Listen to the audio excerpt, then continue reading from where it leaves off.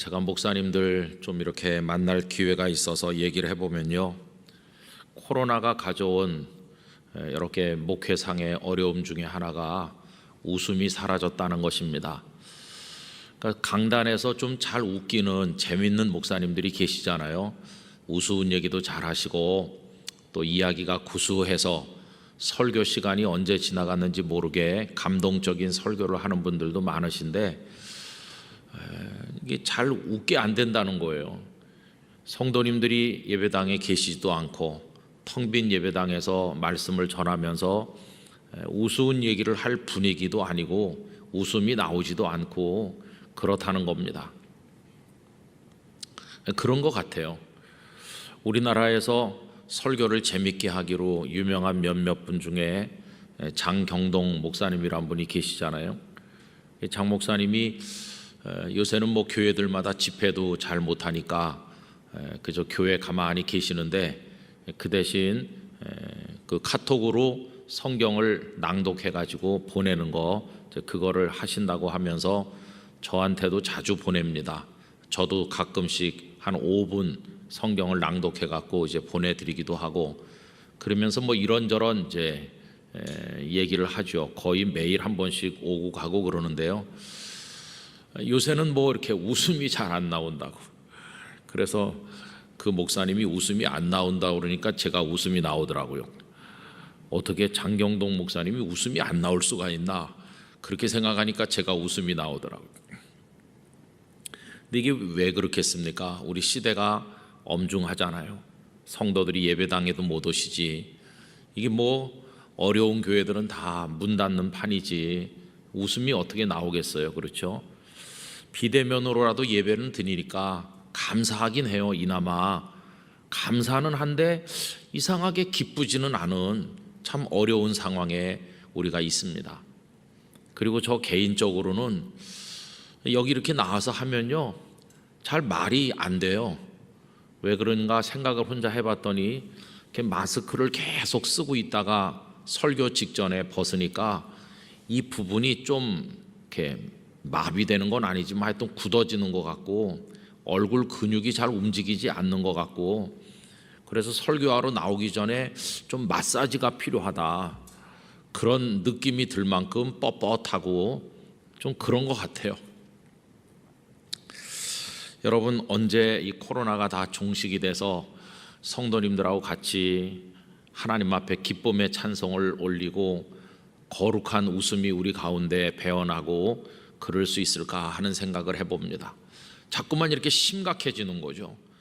설교도 심각해지고 모든 게 다 심각해지고, 이게 이제 다 우울증 전조 증상처럼 사람들이 그렇다는 생각을 하게 됩니다. 그래서 늘 기도하게 돼요. 세상의 일로 웃을 수는 없는 상황이 지속되지만 하나님의 은혜로 인하여 기뻐하게 하시옵소서. 웃을 수 없어도 기뻐할 수는 있을 것 같아요. 조금 어려운 얘기인 것 같지만 감옥 안에서도 기뻐했던 바울 사도와 실라의 그 기쁨, 그런 기쁨은 우리에게 가능하다 이렇게 생각하면서 올해를 출발하는 영락교회 성도들 마음속에 하나님께서 그러한 기쁨을 허락해 주시기를 원합니다. 이번에 우리 목양 부장님도 이제 다 바뀌셨죠. 지동춘 장로님, 또 임원들도 다 바뀌셨고, 또 목양부 담당 목사님도 우리 박교성 목사님은 일산에 목회하러 가셨고, 이제 황강용 목사님이 담당 목사님이 되셨고, 많이 바뀐 상황에서 이제 시작을 하고 있습니다. 이번에 수고 많이 하셨어요. 다들 성도들이 오시지 못했지만 시간 예배 순서를 맡아주신 분들, 또 찬양 인도를 해주신 분들 모두가 다 애쓰셨어요. 그래서 한번 격려하고 축복하고 싶고요.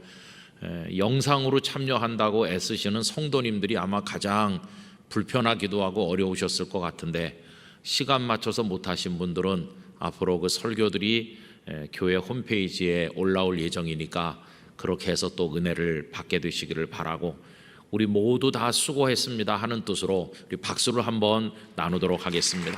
다들 애쓰셨습니다.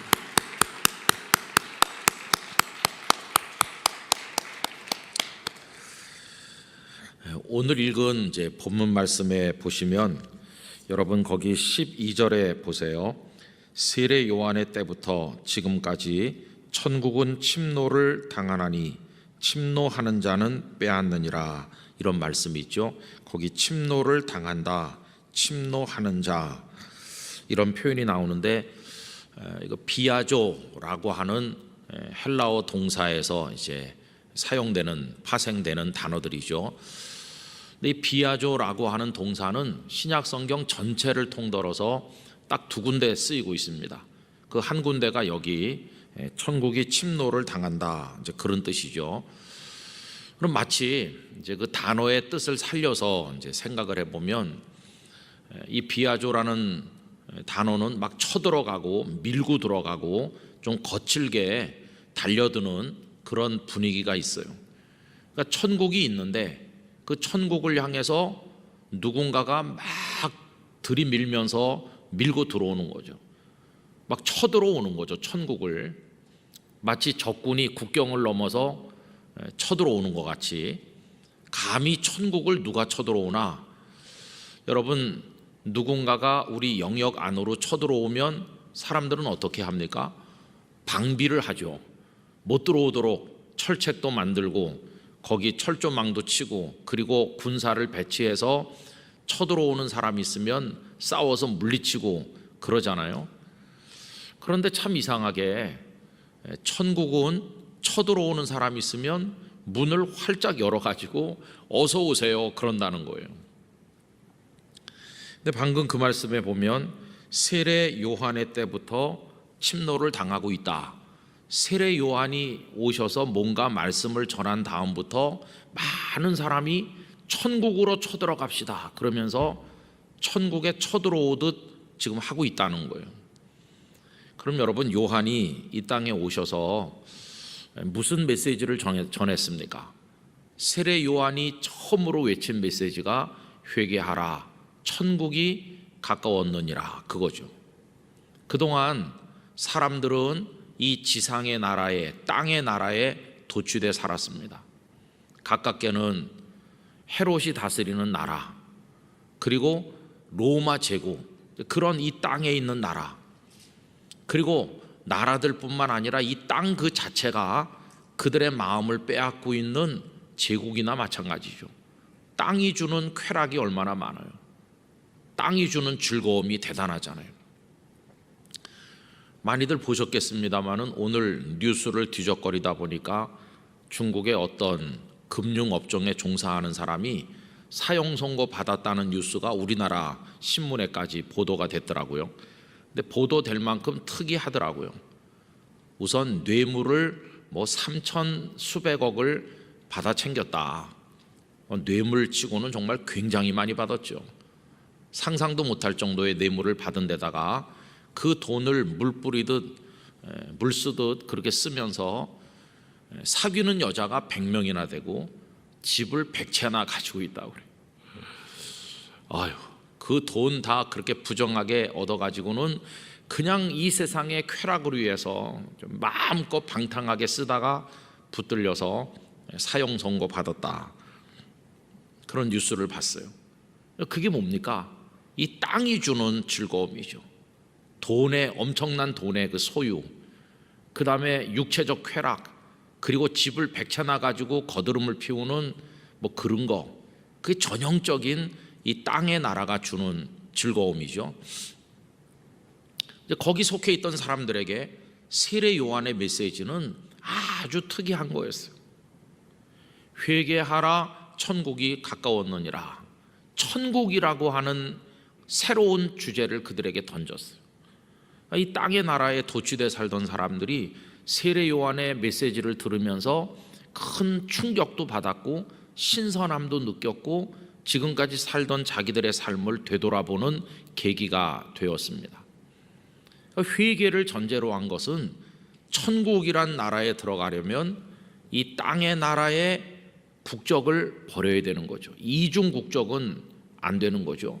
그래서 회개는 땅의 나라에서 국적을 지우고 이제 천국의 백성으로 새롭게 등록하는, 방향을 전환하는 거죠. 그게 회개라고 말할 수 있어요. 그동안 땅의 나라에서 살면서 온갖 죄 짓고 못된 짓 다 하고 그랬는데 이제는 내가 그걸 죄를 씻겠습니다. 돌아서겠습니다. 왜냐하면 천국에 들어가야 되겠으니까. 그래서 많은 군인들, 또 세리들, 강포한 사람들, 뭐 이런 사람 저런 사람 유대 광야로 요한에게 나와서 우리가 어찌하면 좋겠습니까? 이러면서 회개했죠. 그럴 때 요한이 요단강에서 그들에게 세례를 주는데 그게 회개의 세례라고 되어 있습니다. 그런데 놀랍게도 회개하라 천국이 가까웠느니라 하는 이 짧고도 강력한 말씀은 예수님께서도 최초로 외치신 말씀이기도 했어요. 그러니까 요한 이후로 천국이 침노를 당하고 있다는 것은 그 말씀을 들은 많은 사람들이 이 땅의 나라로부터 관심사를 천국으로 돌려서 이제는 완전히 방향 전환을 해가지고 회개를 해서 새로운 인생의 목적, 천국이라는 목적을 바라보고 살기 시작했다. 그래서 반드시 천국에 들어가기를 원하는 마음으로 마치 쳐들어가기라도 하는 듯, 막 밀고 들어가기라도 하는 듯이 천국으로 밀려들고 있다. 그래서 이제 성경 번역에 따라서 이게 침노를 당한다고 번역한 데도 있고, 천국이 막 강력하게 지금 전진하고 있다, 확장되고 있다는 식으로 번역하기도 했어요. 그 NIV 성경에서는 막 강력하게 지금 천국이 전진하고 발전한다는 식으로 번역했어요. 만약에 그들을 쫓아내면 그렇지 않을 텐데 하나님께서는 야, 쳐들어오는 사람들이 있구나, 빨리 국경을 개방해라, 그래가지고 다 받아들이니까 천국의 시민이 점점 늘어나면서 천국의 영역이 확장되면서 천국 백성이 점점 많아지고 왕성해지고 있는 거죠. 근데 여러분, 사람들이 다 천국을 향해서 밀려드나? 그건 아닙니다. 왜냐하면 여전히 땅의 제국, 이 땅이 주는 즐거움, 거기 도취해 있는 사람들이 너무나도 많으니까 그 사람들은 천국 그러면 흥 그러면서 코웃음을 치는 거죠. 왜냐하면 땅의 나라는 지금 당장 눈앞에 있고, 그리고 만져볼 수 있고 느껴볼 수 있고 맛을 볼 수 있는데 천국은 눈에 보이지도 않고 눈앞에 있지도 않고 있는지 없는지도 잘 모르겠고 너무나 막연해 보이고 그러잖아요. 여러분, 이 비아조라고 하는 단어가 한 군데 어디서 더 쓰이고 있느냐 하면은 누가복음 16장에서 쓰이고 있습니다. 누가복음 16장의 13절 말씀을 제가 읽어보겠습니다. 집 하인이 두 주인을 섬길 수 없나니 혹 이를 미워하고 저를 사랑하거나 혹 이를 중히 여기고 저를 경히 여길 것임이니라. 너희는 하나님과 재물을 겸하여 섬길 수 없느니라. 이 누가복음에서는 예수님께서 이 말씀을 하신 상황이 옳지 않은 청지기의 비유를 쭉 말씀하시다가 끝자락에 가서 하신 걸로 돼 있죠. 그런데 마태복음에서는 산상수훈 중에 6장 24절에서 이 말씀이 나오고 있죠. 어쨌든 한 사람이 두 주인을 섬길 수 없다, 하나님과 재물을 동시에 섬길 수 없다고 예수님께서 말씀을 하셨어요. 그런데 그 다음 절에 보니까요, 이 예수님의 말씀을 들으면서 비웃는 사람들이 있는 겁니다. 누가복음 16장 14절, 바리새인들은 돈을 좋아하는 자들이라 이 모든 것을 듣고 비웃거늘. 하나님과 재물을 동시에 섬길 수 없다는 예수님의 말씀을 듣고는 바리새인들이 예수님을 비웃었다는 거예요. 근데 비웃는 이유가 뭐냐 하면 그들이 돈을 좋아하기 때문이다. 참 너무나 이상한 얘기죠. 15절, 예수께서 이르시되 너희는 사람 앞에서 스스로 옳다 하는 자들이나. 여러분, 바리새인들이 얼마나 율법을 열심히 지킨다고 자부하고 또 자랑하면서 외식하는 사람들입니까? 바리새인들은 다 율법을 잘 지키는 걸로 사람들이 생각해서 바리새인이 걸어가면 시장 바닥에서 만나면 그 앞에 절을 하는 사람도 있고 바리새인을 이렇게. 그래서 예수님 당시에 유대 사회 전체에서 바리새인은 한 6천 명 됐다고 하는 그런 기록도 있어요. 얼마나 정확한지는 모르겠습니다만은, 그러니까 그들은 소수의 엘리트처럼 유대 사회에서 존경받았어요. 율법으로 흠이 없는 사람들처럼 인정됐거든요. 근데 이 사람들 그런 사람들이죠. 스스로 옳다 자랑하는 사람들이지만 너희 마음을 하나님께서 아신다. 너희들이 그렇게 율법적 의를 자랑하고 외식에 빠져 있지만 사람들은 속아서 너희들을 존중할지 모르지만 하나님께서는 너희들의 그 마음이 회칠한 그 무덤 같다는 거, 속에는 썩는 시체가 있다는 거 하나님은 다 알고 계시다. 그러면서 사람 중에 높임을 받는 그것은 하나님 앞에 미움을 받는 것이니라. 너희들이 지금 외식하면서 사람들의 박수 받고 사람들에게 이렇게 높임 받고 있지만 하나님께서는 너희를 미워하고 계시다. 이 말씀을 하신 다음에 바로 그 비아조라고 하는 얘기를 말씀하는 거죠. 16장 16절, 율법과 선지자는 요한의 때까지요. 여러분, 그 바리새인들이 늘 주장하는 게 율법 아닙니까? 근데 율법은 요한의 때까지만 힘을 쓰는 것이고 그 다음부터는 힘이 없어졌어요. 왜냐하면은 율법의 시대는 끝났고 복음의 시대가 왔기 때문이에요. 그 다음에 계속 읽어보면요, 그 후부터는 하나님 나라의 복음이 전파되어 복음의 시대가 왔어요. 이제 복음이 등장하니까 율법은 생명이 끝나버렸어요. 이제는 세례 요한 이후에 천국 복음이 전파되기 시작했고 예수님이 복음 그 자체이시죠. 마가복음 1장 1절, 하나님의 아들 예수 그리스도 복음의 시작이라. 예수님이 곧 복음 그 자체이시죠. 그래서 하나님의 복음이, 그 하나님 나라의 복음이 전파되어 사람마다 그리로 침입하느니라. 여기 침입한다고 할 때 그 비아조라고 하는 단어가 한 번 더 쓰이고 있어요. 그러니까 마태복음에서는 천국이라고 돼 있고 여기 누가복음 16장 16절에서는 하나님의 나라라고 돼 있는데 공통점은 뭐냐 하면 그리로 침입하는 자들, 침노하는 자들이 있다는 거예요. 그런데 지금 바리새인들은 어떤 태도를 보입니까? 비웃는 거죠. 결국 그들은 어떤 사람들입니까? 천국을 향해서 돌진하는 사람들이 있는가 하면 이 바리새인들은 땅의 나라에 도취돼서 물질을 좋아하고 그렇게 살다 보니까 하나님의 나라 천국에 아무 관심이 없다는 거예요. 여러분, 이건 조금 충격적인 거죠. 왜 그러냐 하면요, 예수님 당시에 바리새인들과 쌍벽을 이루면서 종교적으로나 사회적으로 세력 다툼을 벌였던 부류가 있지 않습니까? 그들이 사두개인들이죠. 근데 바리새인들하고 사두개인들은 전혀 다릅니다. 사두개인들은 내세를 믿지 않아요. 천국을 인정하지 않아요. 이 땅에 사는 동안에 그저 잘 먹고 잘 사는 게 최고다. 지극히 현세적이고 현세적 권력과 부에 집착하는 사람들이 사두개인들이죠. 그러니까 예수님께 와서 사두개인들이 어떤 우스꽝스러운 질문을 했습니까? 어떤 사람이 결혼해서 살다가 후사가 없이 죽었고 그래서 그 동생이 또 형수랑 결혼했다가 또 죽었고 그 동생이 또 형수랑 결혼했다 죽었는데 이런 식으로 말도 안 되는 상황을 예수님께 얘기하면서 만약에 예수 선생님 당신이 말하는 것처럼 부활도 있고 천국도 있으면 그 나중에 그 여자는 누구의 아내가 돼야 되느냐, 이런 황당무계한 질문을 했잖아요. 그 사두개인들이 그런 질문을 하는 이유가 뭡니까? 그 사람들은 부활도 없고 천국도 없다고 생각하는 사두개인들이니까 그런 질문을 한 겁니다. 그럼 바리새인들은 어떤 사람들인가요? 바리새인들은 천국도 믿고 부활도 믿는 사람들이거든요.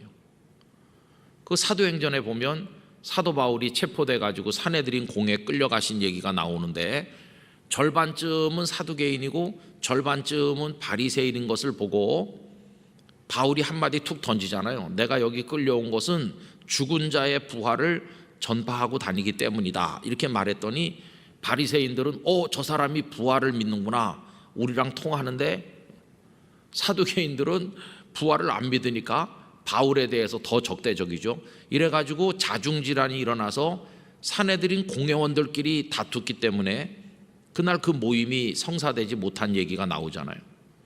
이렇게 다릅니다. 자, 그럼 이 바리새인들은 천국을 믿는 사람이잖아요.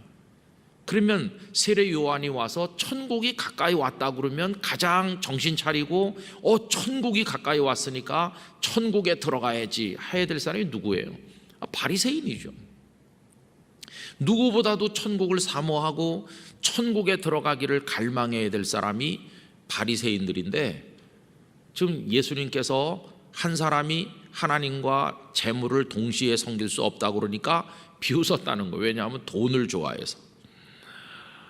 아니, 천국을 믿고 천국을 가르치는 바리새인들이 이 땅의 나라의 돈을 사랑해가지고 땅의 나라를 사랑한 나머지 천국을 가르치시는 예수님을 비웃는다면 이 얼마나 앞뒤가 안 맞는 얘기입니까? 가장 종교적인데 가장 물질적이고 가장 경건한 것 같은데 가장 타락했죠. 입으로는 천국을 이야기하면서 그들의 온 마음은 땅의 나라에 파묻혀 있는 거죠.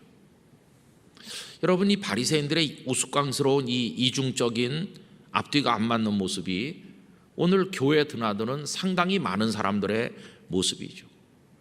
우리들은 늘 하나님의 나라 혹은 천국을 얘기하지만 그건 입으로만 그렇게 말하는 거고 우리 삶의 99%는 땅에 함몰된 채로 땅에 녹아들어서 이 죄악된 땅과 짝하여서 여기서 그저 즐기면서 여기서 조금 더 많은 소유, 조금 더 많은 출세, 조금 더 많은 기쁨 이런 거 얻어보려고 여기서 얼마나 그것 때문에 애쓰고 있습니까? 조금 더 얻으면 교만하기 짝이 없고 조금 잃으면 완전히 인생이 끝난 것 같이 생각하죠.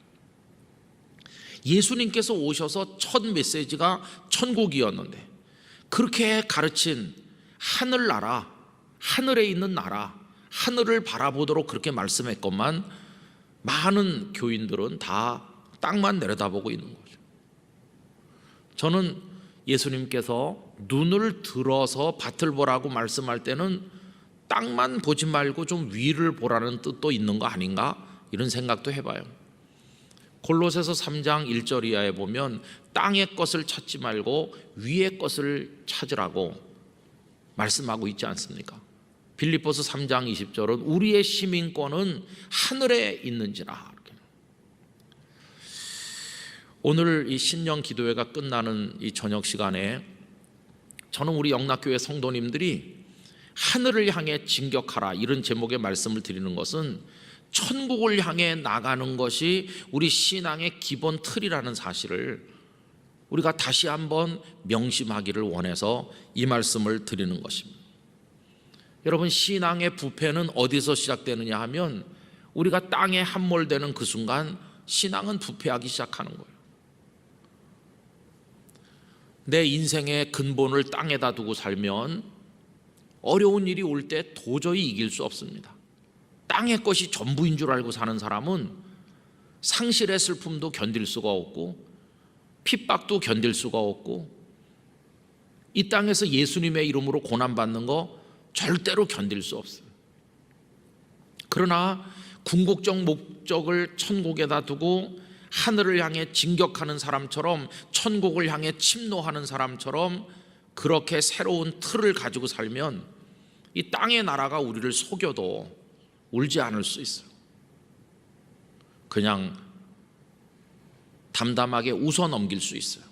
우리야말로 세상을 비웃을 수 있어야 돼요. 지금 바리새인들이 예수님을 비웃는데 거룩한 자존감을 가지고 오히려 세상을 향해 너털 웃음을 웃어주고 비웃어줄 수 있는 영적 여유가 우리에게 있어야 되는 거죠. 여러분, 예수님께서 요한 이후로 천국은 침노를 당하고 그럼 침노했던 사람들이 전부 다 거기서 쫓겨나오냐? 아닙니다. 하나님께서 국경을 열고 다 맞아주신다고 그랬죠. 천국을 침노하는 자는 누구나 다 들어가는 거죠. 오늘날도 천국을 침노하는 사람들이 많이 있습니다. 천국을 얻기 위해서라면 모든 걸 다 쏟아붓는 사람들. 마태복음 13장에 천국 비유를 예수님께서 쭉 말씀하시는 가운데 밭에 묻힌 보화를 발견한 다음에 그 보화를 얻기 위해서 모든 걸 다 팔아서 밭을 사는 사람 얘기, 값진 진주 하나를 만났을 때 그 진주를 얻으려고 나머지 모든 걸 다 팔아서 그 진주를 얻는 진주 장사 이야기, 예수님께서 연거푸 이어서 말씀하셨잖아요. 천국은 이와 같으니 그러면서 말씀하는 그 비유가 뭘 가르쳐 줍니까? 천국에 침노하기 위해서, 천국을 얻기 위해서 어떤 대가를 지불하나 다 파는 거죠. 다 팔고. 여러분, 침노한다는 그 표현은 전쟁을 연상시키는데, 전쟁을 시작하려면 거기 전쟁 비용이라는 게 들어가잖아요. 한 나라가 전면전을 하게 되면요, 온 국민들이 허리띠를 동여매야 되고 국가는 징발권을 행사합니다. 당신 차 내놓으시오. 우리가 아무리 좋은 차, 승용차를 집에다가 가지고 있어도 전쟁이 일어나면 국가가 필요하면 다 징발해서 가는 겁니다.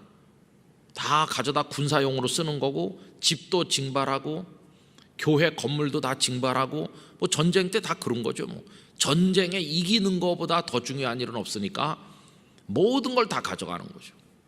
그때는 초유의 비상사태 아닙니까? 그러면 천국을 침노하려고 하면은 유흥을 즐기고 먹고 마실 거 다 마시면서 누릴 거 다 누리면서 전쟁에 승리할 수 없는 거죠. 모든 걸 거기다 쏟아부어야 되는데, 예수님을 믿는 모습이 그와 같아야 된다는 걸 알 수 있어요.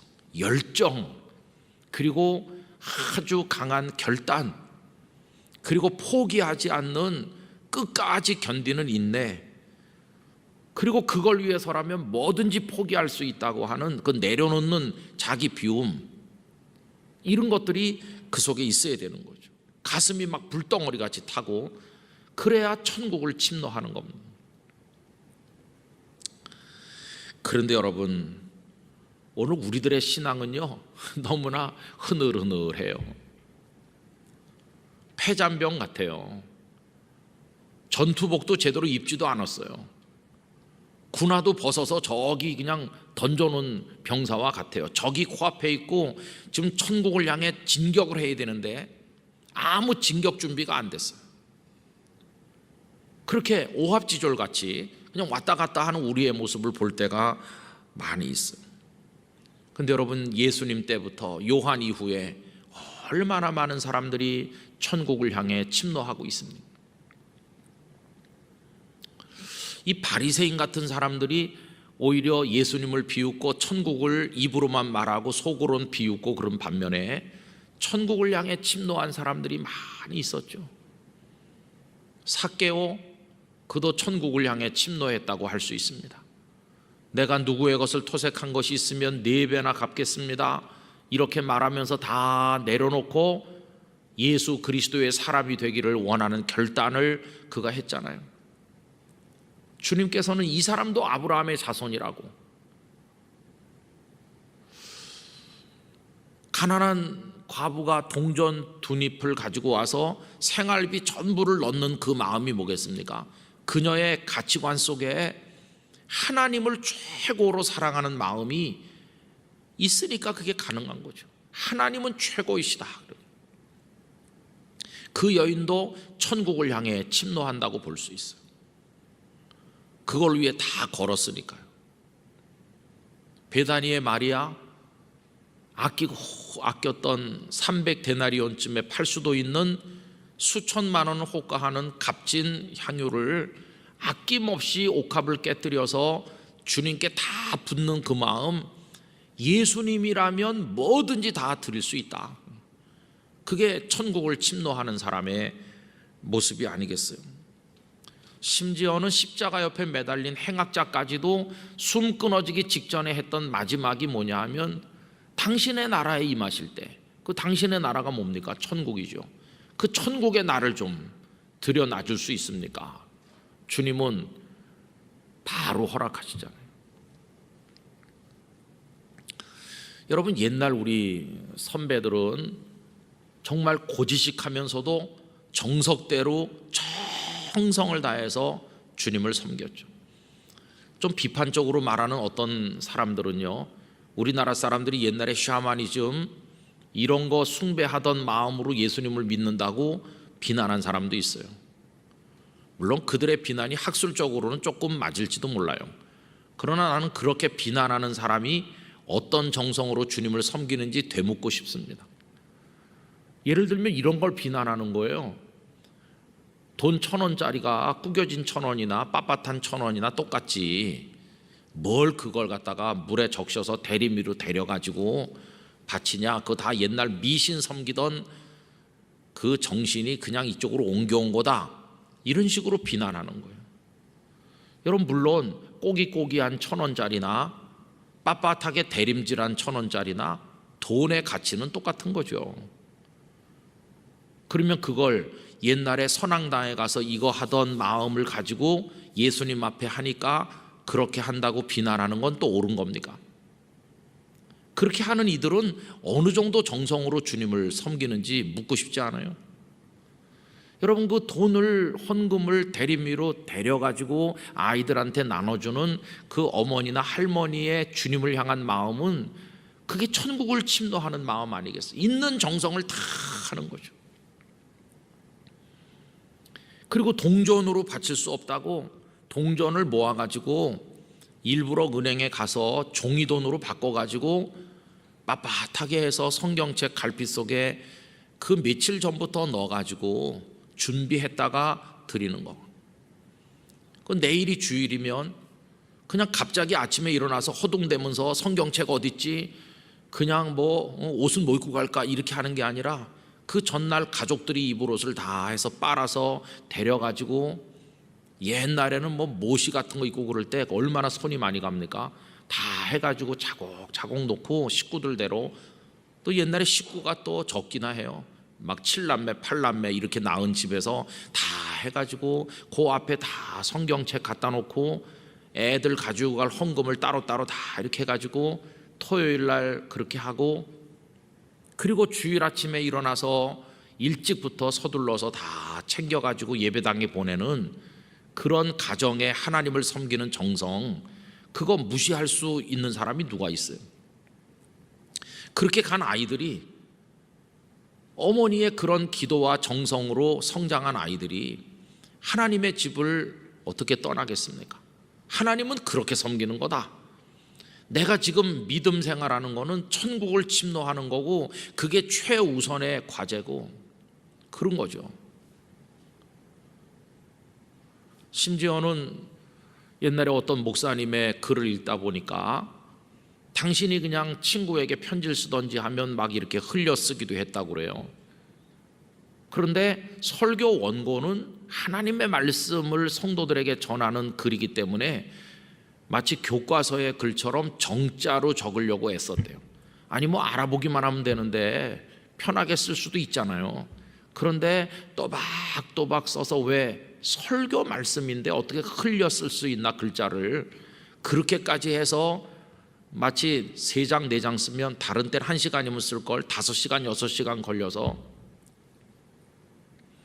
그러다가 중간에 한두 구절 더 넣고 싶은 게 나중에 생각나면 이렇게 끼워 넣기 표시를 해도 되는데 처음부터 다시 썼다는 거예요. 왜? 하나님의 말씀을 내가 전달하는 사람이니까. 여러분, 옛날 목사님들은 그렇게 했다는 거예요. 그렇게 해서 원고를 성경책 옆에 놨대요. 근데 그 원고를 적은 노트를 절대로 성경책 위에 놓진 않았대요. 왜냐하면 이건 하나님 말씀이고 이 말씀을 근거로 설교를 만들었는데 그거는 나라는 부족한 인간이 만들었으니까 아무리 설교를 정성껏 준비했어도 성경책 위에다 놓을 수는 없다. 그래서 설교 노트는 언제나 성경책 밑에 아니면 옆에다 놓는 거지 성경 위에 그걸 올려놓지는 않아. 지금도 왕성하게 활동하는 어떤 목사님은 그분한테 배운 거 하나는요, 그렇지만 저는 잘 못하는 건데, 그분은 성경을 어디나 이렇게 들고 다니더라고요. 밥 먹으러 가는데도 성경을 들고 내리시길래 아니 목사님 차에다 두시죠 그랬더니 아니라고. 내 가는 데는 성경을 절대 놓지 않는다고. 성경을 그냥 가지고 갈 필요 없어 보이는 것을 들고 가시더라고요. 그리고는 그 어떤 물건도 성경 위에 놓아본 적이 없대요. 그게 뭐 전화기든지 그게 뭐든지 간에 성경보다 다 아래다 놓지 성경 위에 놓진 않았대요. 그 너무 지나친 이상한 타부가 아닌가 이렇게 비난할 수도 있지만은 그분의 그 마음은 알아줘야 되는 거 아니겠어요? 이렇게 해서 천국을 침노하는 정성, 하나님을 믿는 믿음의 태도라는 것은요, 타협이 없는 거죠. 얼마나 정성껏 했는지 몰라요. 그리고 옛날에는 각자가 이제 회사에서 일하고 월급 받으면, 지금은 다 뭐 온라인으로 이렇게 하지만 옛날에는 월급 봉투라는 게 있었잖아요. 월급 봉투 그거 가지고 오면 가족들이 둘러앉아서 이달에 먹고 살도록 하나님 우리에게 물질을 주셨다, 감사 기도를 가족들이 다 하고 자녀들이 보는 앞에서 제일 먼저 거기서 돈을 다 늘어놓고 제일 깨끗한 돈을 골라가지고, 그래서 아이들 앞에서 이거는 11조다, 이건 감사헌금, 이렇게 다 하고 나서 당신 이거 생활비, 이거 니네들 용돈, 이렇게 했다는 거예요. 애들이 그걸 보고 배우는 거죠. 아, 모든 것에 처음은 하나님이시다. 여러분, 요새 그런 거 있습니까? 우리 중에 없습니다. 온라인 헌금 드리는 거, 요새 비대면 예배하면서 우리가 뭐 편리를 따라 뭐 여러 가지 이유로 하긴 합니다만은, 아, 참 온라인 헌금은 좀 그래, 아쉬운 부분이 있어, 그런 생각이 들거든요. 온라인 예배, 비대면 예배 집에서 드리실 때 여러분 어떻게 하세요? 옷 잘 차려입고 예배당에 나오시는 것과 똑같진 않더라도 한 80%의 정성은 그래도 갖춰 있고 하셔야 되는 거 아니겠어요?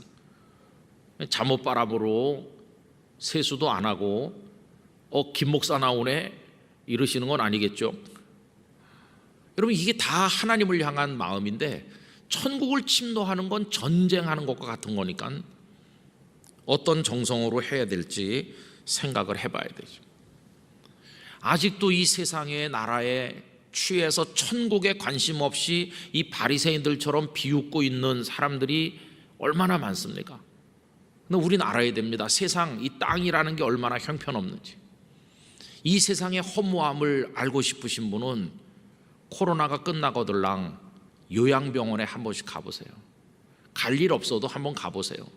가서 이렇게 기웃기웃 이 침대 저 침대에 누워 계신 어른들을 한번 보면요, 인생이 어떤 것인가를 한 10분이면 배울 수 있어요. 10분.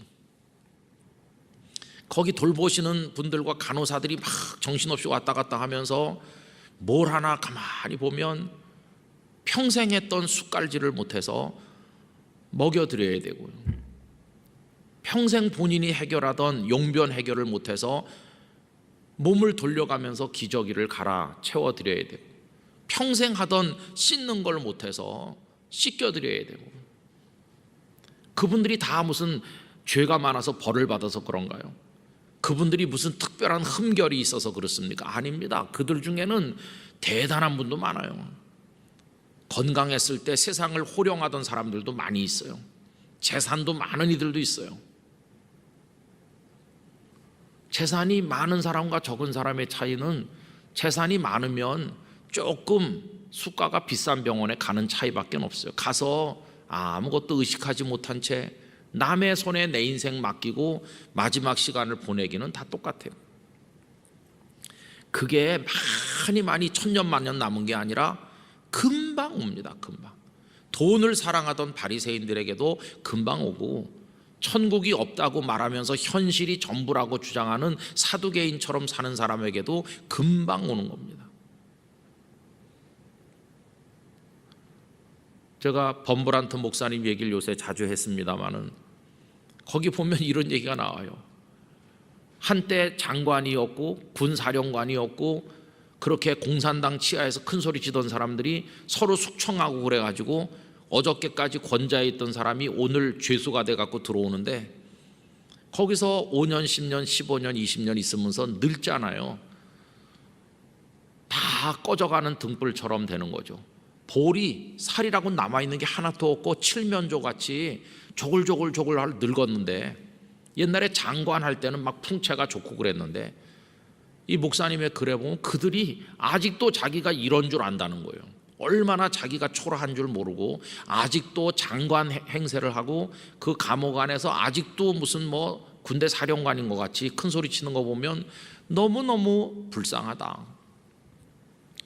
그들은 거기 감옥에 들어오는 날로 이 세상이 정지된 것처럼, 시간도 멈춘 것처럼 착각한다는 거예요. 40살에 들어온 사람은 20년 형이 끝나가는데 아직도 40살인가 착각을 하고 있고, 그러니까 자기 인생이 얼마 안 남았다는 걸 알면 천국을 바라봐야 되는데 여전히 이 땅의 그 권세, 조만간 내가 복직되고 다시 권자를 차지할 거라는 어리석은 행세를 하는 거 보면 웃을 수도 없을 만큼 슬프다. 여러분, 그게 어리석은 인생의 모습이죠. 지금은 많이 움켜쥐고 많은 게 우리에게 생기고 재산이 늘고 뭐 그러는 것 같아도 조금 있으면 다 사라지는 거죠. 다 뺄셈 돼가지고 없어지다 마지막에는 그저 남이 입던 환자복 돌려 입는 거고, 그리고 입가에 침 흐르면 닦아줄 그저 휴지 한 두어 통 있는 거고, 플라스틱 물병에 이름 적어가지고 빨대로 물을 간신히 빨아먹고, 그리고는 요양병원에 누워 계신 어르신들을 보면 천국이 왜 소중한가, 그런 거를 알 수 있는 거죠. 그런데 우리는 우리 자신의 유통기한을 몰라서 그래서 어리석은 교만에 빠져 있을 때가 너무나도 많아요. 저는 영락교회 성도들이 새해를 출발하면서 다양한 결심도 필요하고 꿈과 비전을 가지는 것도 중요하겠지만은 예수님을 제대로 믿겠다고 하는 이 결심, 천국을 침노하는 자처럼 거기다 모든 걸 걸고 있는 정성 없는 정성 다해서 예배하고 하나님 앞에 모든 걸 바치는 마음으로 하나님을 섬기겠다는 이 신앙의 기본적인 결심, 이거를 새롭게 하시게 되기를 바라는 것입니다. 여러분, 게으르게 믿어가지고는 안 됩니다.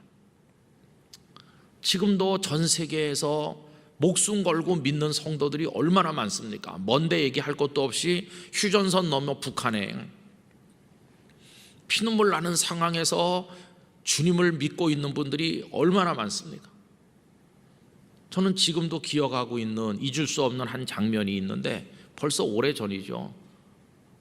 제가 중국을 자유롭게 왔다 갔다 할 때 거기 가서 이렇게 선교하는 과정에서 한 50 정도 된 아주머니 한 분하고 18살짜리 소녀하고 만났어요. 그래서 이제 이렇게 저렇게 하고, 그리고 이제 우리 일행이 백두산에 안 가본 분이 있다고 그래가지고 백두산을 들렀다가 한국에 나오게 된다고 하니까 막 애원하는 거예요. 우리 두 사람도 백두산에 좀 가보게 해달라고. 그래서 그러자고. 그래서 비용을 우리가 조금 더 내면 되니까 그 아주머니하고 18살인데 18살이라고 하는데 우리나라 초등학교 한 4, 5학년만큼 왜소하고 작아요. 제대로 먹지 못해서 크질 못했어요. 같이 갔죠. 여러분, 백두산에 가면 제일 먼저 뭐 합니까? 우와 이렇게 하고 야호하고, 그리고 찍는 사진 때문에 사진 찍느라고 정신없어요. 그런데 이 두 사람은 안 보이는 거, 없어졌어요. 그래서 우리가 여기까지 와서 어디 갔지? 가슴이 철렁하더라고요. 걱정되더라고요. 근데 두리번거리면서 찾아보니까 사진 찍고 떠들어대는 관광객들은 다 이쪽에 있는데 이 두 사람은 저쪽에 아무도 없는 데 가 있는 거예요.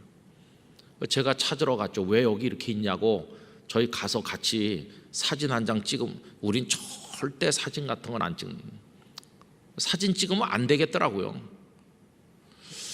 그럼 여기 왜 왔냐고. 백두산 그냥 구경하려고 왔느냐고 그랬더니 그게 아니었어요. 절 쳐다보는 그들의 얼굴에 눈물이 많이 흐르는 거예요. 그들은 울고 있는 중이었어요.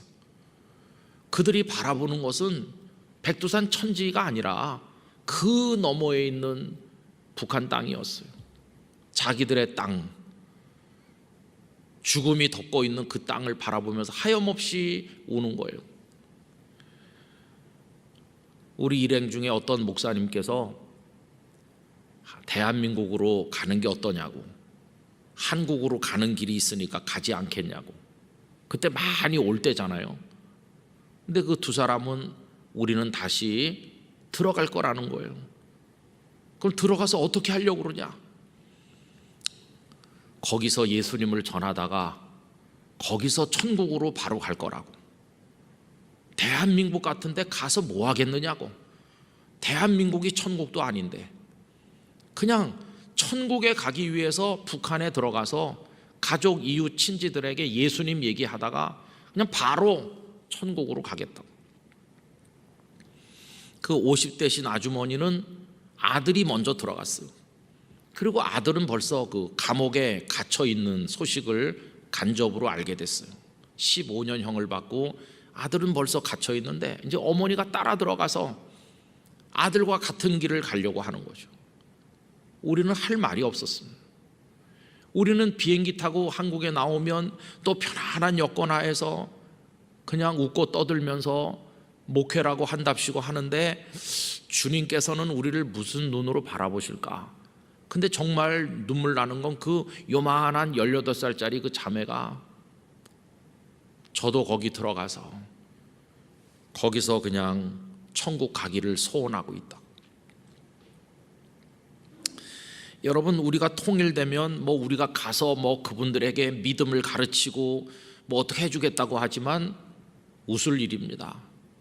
그들이 우리를 가르쳐야 돼요. 그들이 어떻게 천국을 침노하는 믿음으로 살고 있는지 우리를 가르쳐야 되지. 우리 너무 게으르고 나태하고 편안하고 조금만 자존심 상해도 뭐 교회를 오느니 안 오느니 우리 참 웃기는 사람들이에요. 언젠가 제가 오래전에 학생들한테 새해 계획을 말해보라고 종이에 적어서 한번 나눠보자 이렇게 했더니 어떤 애가 새해에는 교회를 올지 안 올지 아직 못 정했다. 이게 무슨 소리냐 그랬더니 한 1년 다녀봤으면 또 그 다음에 한 1년은 쉬어보고 그래야 되는 거 아니냐고. 그냥 그렇게 다니는 거예요. 무슨 취미생활 하듯이. 여기다가 생명과 인생을 다 걸고 천국을 침노하는 마음으로 하나님을 믿는 그런 게 아닌 것이, 그냥 가짜죠. 가짜. 색깔이 애매해서 어떤 불빛 아래 가면 희게 보이고 어떤 불빛 아래 가면 검게 보이는 이상한 그거죠. 색깔이 정체가 뚜렷해야 되는데. 그리고 여러분, 어떤 분들은 고통이 있으면 하나님을 떠나는 사람도 있어요. 하나님이 살아계시다면 날 이렇게 힘들게 할 수 있나? 왜 내 아들, 딸, 내 남편, 내 아내를 데려가셨나? 왜 내 사업을 망하게 했나? 하나님이 없는 거야? 이렇게 하는 거죠. 근데 여러분, 막달라 마리아는요 정말 대단해요. 막달라 마리아의 그 믿음이 어떤지 판단하기는 어렵지만 예수님께 실망하면 다 떠나는 거 아닙니까? 많은 사람들이 떡 주지 않는다고 다 떠났고, 제자들마저도 예수님 버리고 겟세마네에서 도망갔고, 베드로마저도 나는 모른다고 그러고 도망가고, 그런 마당에 거기 그 여인들 몇 사람은 끝까지 있잖아요. 그리고 심지어는 예수님이 돌아가셔서 무덤에 들어가서 이제 다 끝난 것 같은데도 마리아는 향품을 가지고 무덤을 찾아가잖아요. 예수님께 무슨 미련이 남아가지고. 더군다나 그 전날 십자가에서 예수님께서 뭐 대단한 일을 이룩하셨다면야 모르겠는데 막 몸부림치시면서 나의 하나님 어찌하여 나를 버리셨나이까, 그런 예수님을 쳐다보면 이제 진짜 힘이 없나 보다. 왜 날 버리셨냐고 저렇게 절규하는 거 보니까 이제 이분한테 희망 가져봤자 소용이 없구나. 당신도 버림받은 고통에 몸부림치는구나. 그러면서 다 떠날 법하잖아요. 이런 예수님을 믿어봤자 소용이 없겠구나. 근데도 마리아는 떠나지 않았다는 거예요. 예수님께서 그런 절규를 하는데도 예수님 곁에 남아요. 그게 대단하지 않습니까? 하여튼 끝까지 어떤 일이 일어나도 끝까지 나는 예수님 곁에, 마지막까지 예수님의 무덤 곁에라도 남아있고 싶다. 예수님에 대한 집념. 그게 부활의 예수님을 제일 먼저 만나는 영광을 얻는 거죠. 이 세상에 내놓으라 하는 사람이 그렇게 많은데, 대단한 사람도 많은데, 7 귀신 들렸었던 그 여인이, 그렇게 보잘것없는 여인이 가장 큰 영광을 제일 먼저 경험하게 된 이유는 뭘까? 다른 게 아니라 그 주님을 향한 그 집념, 그것 때문이라고 생각합니다. 우리 목회자들을 포함해서 모든 성도들이 시시하게 믿어서는 안 되겠습니다. 더군다나 세상이 교회를 비난하고 이렇게 할 때, 회사에서도 교회 가지 말라고 막 압박을 가하고 교회 갔다 왔다 그러면 눈총 주는 이런 상황에서 겁에 질려가지고 믿는 내색도 못하고, 성경책 들고 가면 누가 볼까봐 겁먹어가지고 포켓용 성경을 가지든지 아예 안 가져오든지, 이렇게 비겁하게 예수를 믿으면 안 되는 거죠. 여러분, 그렇게 해가지고 천국의 백성이 될 수는 없을 것이에요. 우리는 너무 쉽게 구원받는다고 생각해요. 하나님은 당신을 사랑하십니다. 예수님은 당신을 위해 돌아가셨습니다. 믿기만 하면 그냥 바로 천국행으로 갈 수 있는 것처럼 너무 쉬운 복음, 싸구려 복음을 너무 많이 전해가지고 믿음의 태도가 다 흐리멍덩해졌습니다. 주님이 귀한 줄 안다면 최소한의 예절은 갖춰야 되는 거죠. 그 귀한 주님을 공짜로 내 호주머니에 넣는 것처럼 생각하면 양심이 없어도 너무나 없는 거 아닙니까? 주님의 은혜로 구원받는 거 당연하지만 그 은혜가 큰 줄로 안다면 우리가 주님께 대해서 정성을 다해야 되는 거예요. 그 출발은 잘 마음을 기울여서 드리는 예배에서부터 시작이 되는 것이고, 정성 어린 마음을 쏟는 기도를 해야 되는 것이고, 하나님의 말씀을 읽어 치우는 것이 아니라 그분이 지금 이 순간 나에게 말씀하신다고 생각하면서 그 말씀을 귀하게 들어야 되는 것이고 응답해야 되고 그런 것이죠. 그러면서 영락교회 성도들의 그 믿음의 모습, 교회 생활에 임하는 태도, 헌신하고 수고하고 충성하는 그 모습이 이 세상에 그냥 흘러가는 대로 떠내려가는 것이 아니라 완전히 차별화된, 그리고 아주 뭐라고 말할 수 없을 만큼 타협이 없는, 정말 주님이라고 한다면 거기다 모든 걸 거는 그런 모습으로 신앙생활 하는 우리 영락의 성도들이 되시기를 바라는 것입니다. 그런 게 필요해요. 거룩한 고집과 끝까지 주님 편에 남고자 하는 그런 열망으로 정성을 다해야만 할 것입니다. 여러분, 이제는 우리의 예배하는 태도를 반성합시다. 그리고 기도하고 말씀 생활하고 그리스도인으로 존재하는 모든 것에 대해서 생각을 다시 해봅시다. 이만큼 자존심 상한 것도 못 참고 막 화를 내고 교회를 시끄럽게 하는 식으로 나 중심으로 예수님을 믿는다고 해왔던 거 다 회개하고 버려야 돼요. 주님을 위해서라면 바보도 되고 희생도 하고 목숨까지 걸 수 있는 주님이 원하시는 신앙의 모습으로 우리가 다시 우리 신앙을 리셋할 수 있어야 돼요. 다시 틀을 짜야 되는 거죠. 근본부터. 그래서 코로나 시대는 우리를 그렇게 돌아보기에 아주 적합한 시대라고 생각을 합니다. 여러분, 우리 신앙이 이제 새로워져야 되겠어요. 기본부터 충실하게 올 한 해를 출발하는 여러분들께 그런 말씀을 드리는 것입니다. 그게 하늘로 우리가 진격하는 그런 모습으로 거기다 모든 걸 걸고 출발을 할 수 있게 되기를 바랍니다. 아마 우리 성도님들 중에 연세 많으신 분들은 그래, 옛날엔 우리 다 그렇게 믿었어. 그런데 시대가 변하고 여러 가지 문명의 편리한 것들이 확장되면서 우리 너무나 게을러졌어. 춥다고 덥다고 불평하고 우리가 언제 그랬나 한번 생각이 나실 거예요. 여러분, 이제 다시 그런 초심으로 돌아가서 우리가 주님을 사랑하고 교회를 사랑하고 믿음을 지켜나가길 원합니다. 바로 그런 데서 능력이 나타나는 거지, 그냥 흐릿하게 떠내려가는 데서는 능력도 나타나지도 않을 것이.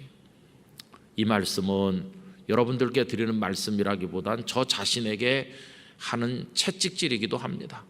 저도 모르게 다 이렇게 풀어지고 흐릿해지고 게을러지고 그러기 쉬운 때를 우리가 살고 있는데, 여러분 다시 처음 자리로 돌아가서 주님을 섬기고 사랑하게 되기를 원합니다. 하나님의 성령께서 우리 중에 역사하여 주실 줄로 믿습니다. 기도하겠습니다. 거룩하신 하나님 아버지, 세례 요한의 때로부터 천국은 침노를 당한다고 하셨습니다. 하나님께서는 천국의 경계선을 허물고 영접하셔서 천국의 백성들이 늘어나고 하나님의 나라가 확장되는 줄로 믿습니다. 생명을 걸고 그렇게 하는 사람도 있고 모든 걸 다 바친 특단의 정성과 결단으로 그렇게 하는 이들이 많은데, 오늘 우리들의 신앙은 너무나도 무너져 내렸고 형식화됐고 지극히 감정에 흐르고 교만해지고 세상에 떠내려가는 때가 너무나도 많습니다. 주여, 저희의 흐려진 모든 신앙의식을 새롭게 만들어 주시기를 원합니다. 영락교회 성도들의 믿음의 틀이 새로 짜지게 해주시고 하나님 앞에 새로운 열정을 가지게 하여 주시옵시고 굳건한 마음으로 하나님을 향해 나아가도록 은혜를 베풀어 주시옵소서. 예수님의 이름으로 기도드리옵나이다. 아멘. 코로나가 아니었으면 빈자리에 성도님들이 가득히 앉으셨을 텐데 자리가 불편하게 된 것을 아쉽게 생각을 합니다. 그래도 이 빈자리가 지금 비어 있는 게 아니고 성도들의 간절한 마음이 이곳에 다 와 있는 줄로 생각합니다. 가정에서 함께 하시는 분들의 마음도 이곳에 와 있고, 혹은 저 지방에 해외에 계신 성도님들도 이 새벽을 기억하면서 이 자리에 영으로 다들 참여하고 있다고 생각합니다. 무엇보다도 우리 주님께서 함께 하시기 때문에 우리는 괜찮습니다. 잘 이겨나갈 수 있고 승리하게 될 줄로 믿습니다. 오늘은 토요일인데 예수님께서 무덤에 계신 시간입니다. 우리 예수님 늘 분주하셨습니다. 얼마나 바쁘실 때가 많았는지 식사할 겨를도 없으실 만큼 분주하게 사람들을 만나시고 가르치시고 먹이시고 그리고 그들을 치유하시고 그들 곁에 머물러 주셨습니다. 그런데 지금 이 시간은 예수님께서 모든 것을 멈추신 시간이죠. 완벽한 침묵이고 완벽한 정적의 시간입니다. 주님께서 이런 표현이 맞는지 모르지만 쉬시는 시간이라고 할 수도 있겠습니다. 그래서 우리가 생각할 때 아무 일도 일어나지 않는 시간인 것처럼 여겨질 수도 있겠지만, 창조일의 가장 위대한 부활이라고 하는 놀라운 역사가 준비되는 시간이기도 합니다. 소리 없지만 가장 놀라운 일을 준비하시는 시간, 가장 고요하지만 세상을 놀라게 만들 엄청난 일이 이루어지고 있는 시간이 바로 이 시간입니다. 아까 황 목사님도 기도하신 것처럼 우리 삶에 어떤 일도 일어나지 않아서 갑갑하고 답답한 마음이 있을 때가 있지만, 하나님께서 우리를 위해서 준비하시는 시간인 줄로 알고 그때를 기다리는 믿음을 가지기를 원합니다. 이번 한 주간에도 어김없이 새벽마다 나오셔서 안내해 주시고 또 주차 관리해 주신 많은 분들께 진심으로 감사를 드립니다. 내려오면서 보니까 지하 주차장에 들어가시려고 우리 성도님들의 차들이 꼬리를 물고 서 있는 것을 보았습니다. 단순한 차량의 행렬이 아니라 천국을 향한 순례의 발걸음이라고 생각되었습니다. 여러분, 그렇게 앞서거니 뒤서거니 하면서 우리 영락교회 성도들 다 주님 나라를 향하여 거룩한 발걸음을 쉼없이 옮겨놓게 되기를 원합니다. 혹여 옆에 가다가 넘어지는 분이 있으시다면 사랑의 손을 내밀어서 일으켜 세워주시기를 원합니다. 우리는 다 주님 안에서 형제와 자매입니다. 경상도 분들은 이런 말을 자주 합니다. 우리가 남이가 이렇게 합니다. 우리는 주님 안에서 형제 자매입니다. 서로를 위해 기도해 주시고 아껴 주시기를 바랍니다. 지금 이 순간에도 병으로 고생하는 성도님들이 많습니다. 저는 종종 식사하면서 기도할 때 이 점심 식탁에, 이 아침 식탁에 영락교회 성도들의 식탁이 부실하지 않게 해달라고 기도하는데 가난한 분들도 많이 있을 것입니다. 그래서 우리 주변에 있는 분들을 생각하면서 내가 이름도 모르고 정말 아무것도 모르고 수십 년을 영락교회 다녀도 얼굴 한번 마주대하지 못한 분들이 많은 것이 우리 교회인데 그런 성도들 위해서 늘 빠짐없이 기도해 주시기를 부탁을 드리겠습니다. 이게 주님께서 우리에게 주신 사랑의 사명이고 그렇게 함께 하나가 되어서 주님 나라를 향해 가는 것입니다. 고난주간 특별 새벽기도의 한 주간 동안 변두리에서 가운데로라는 주제를 가지고 한쪽 손이 말랐던 사람을 예수님께서 고치시는 내용을 중심으로 우리 주님의 십자가를 통한 은혜를 생각을 했는데 오늘이 그 마지막 시간이 되겠습니다. 여러분 어려서부터 교회에 다니신 분들은 갈릴리라고 하는 지명이 너무나도 낯익고 정겨운 지명으로 느껴지실 거라고 생각이 됩니다. 저도 갈릴리 그러면 마치 거기가 저의 고향이나 되는 듯이 친숙한 느낌이 들곤 합니다. 그때부터 교회 다니시던 분들은 이런 노래를 많이 부르셨을 것 같습니다. 예쁜 새들 노래하는 아름다운 갈릴리, 우리 주님 어린이들 복을 빌어 주시던 곳, 갈릴리야 갈릴리야 너의 이름 아름답다, 소리 높여 노래하자 아름다운 갈릴리. 고기 잡는 어부들을 부르시던 갈릴리, 어린이들 즐거웁게 노래하던 갈릴리, 갈릴리야 갈릴리야 너의 이름 아름답다, 소리 높여 노래하자 아름다운 갈릴리. 푸른 하늘 맑은 물결 바람 불고 파도 칠 때 주님 이적 행하신 곳 그리워라 갈릴리, 갈릴리야 갈릴리야 너의 이름 아름답다, 소리 높여 노래하자 아름다운 갈릴리. 생각이 나세요? 생각이 나시도록 도와드리도록 하겠습니다. 갈릴리야 갈릴리야 너의 이름 아름답다, 소리 높여 노래하자 아름다운 갈릴리. 우주에서 오셨어요?